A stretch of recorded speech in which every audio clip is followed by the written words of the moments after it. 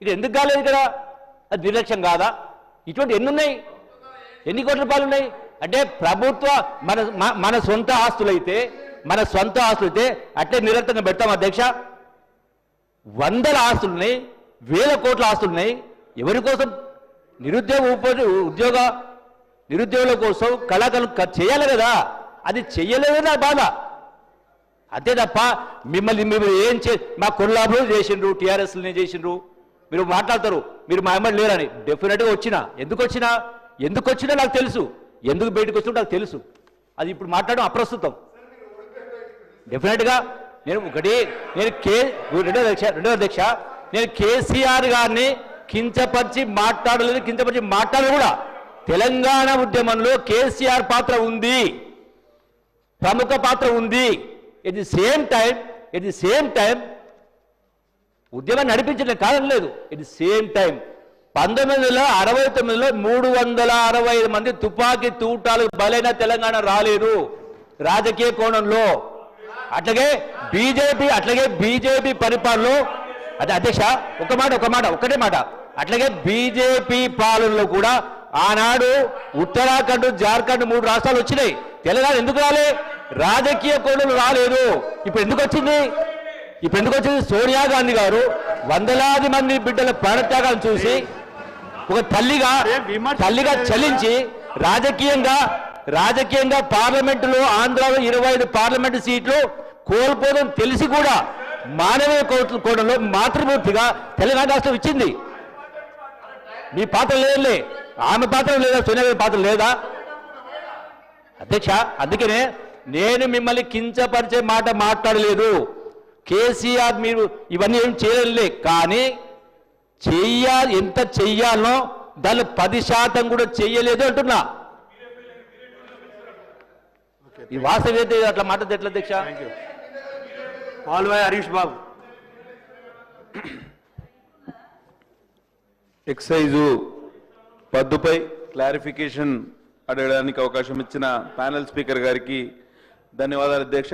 ఇవాళ మంత్రి గారు జూపల్లి కృష్ణారావు గారు ఫుల్ ఫామ్లో ఉన్నారు అధ్యక్ష. 2 గంటల సేపు క్లారిఫికేషన్ మంచి ప్రసంగాన్ని ఇచ్చినాం. వేరే ఉద్దేశం ఏం కాదు.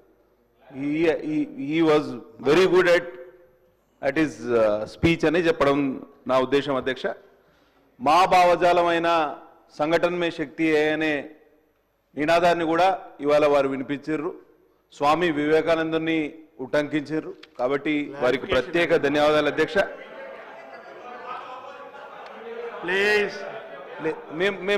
మేము పూజిస్తాం, మీరు కూడా పూజిస్తారు. సరే అందరూ పూజిస్తారు. సంఘటన మే శక్తి అని మేము రోజు మా సమావేశాల్లో చెప్పుకుంటాం. దాన్ని ఉటంకించడమని చెప్తున్నాం. మద్యం అమ్మకాల ద్వారా 25,600 కోట్ల నుంచి 27,623 కోట్లకు చేరుకున్న రాష్ట్ర ప్రభుత్వం ఇవాళ మద్యం అమ్మకాల మీద ఆధారపడతలేదనంటే మనం నమ్మాల్సిన అవసరం లేదు అధ్యక్ష.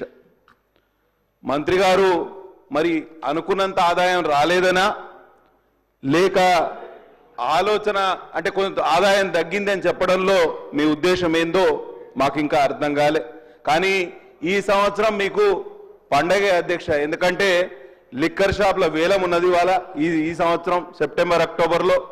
గతంలో 2 సంవత్సరాల క్రితం లిక్కర్ షాప్ల వేలం వేస్తే 4,000 కోట్లు, 1,500 కోట్లేమో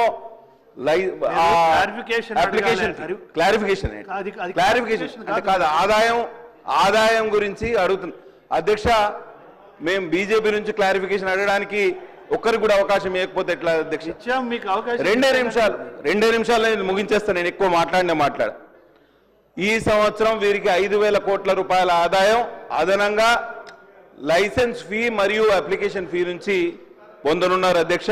కాబట్టి తప్పకుండా వారికి ఇది అడ్వాంటేజే అధ్యక్ష. కానీ వారు బీఆర్ఎస్ తయారు చేసిన పాలసీ అడుగుజాడల్లోనే నడుస్తున్నారనేది నా ప్రధాన అభియోగం అధ్యక్ష. సేమ్ డైరెక్షన్లో నడుస్తున్నారు పూర్తిగా. ఇవాళ ప్రతి కిరాణా షాపు రాష్ట్రంలో బెల్ట్ షాప్ అయి కూర్చున్నది అధ్యక్ష. మనం ఇది కాదని లేని సత్యం. ఇవాళ ఎక్కడ చూసినా ఇది తాగుబోతుల రాష్ట్రం అనే అపప్రద మన రాష్ట్రానికి మూట కట్టుకున్నాం అధ్యక్ష. ఎందుకంటే చాలా ఇబ్బందికరమైన పరిస్థితి. ఇవాళ మహిళలు అయితే ఎంత ఇబ్బంది అంటే సాయంత్రం అయితే ఇంట్లో గోల, వాళ్ళని కొట్టడం, హింసించడం, చిన్నపిల్లల మీద రకరకాల హింస. దీనికన్నిటికి కారణం ఈ బెల్ట్ షాపులే అధ్యక్ష. బెల్ట్ షాప్ ద్వారా ప్రధానమైన సమస్య ఏంటంటే ఆ బెల్ట్ షాప్ యజమాని మన ఇంటి ముంగట ఉంటాడు, వాడు మనకు పరిచయస్తుడు, వాడు మనకు క్రెడిట్ ఇస్తాడు. వైన్ షాప్ వాడు మనకు క్రెడిట్ ఇయ్యాడు, వీడు మనకు నిరంతరం క్రెడిట్ ఇస్తాడు.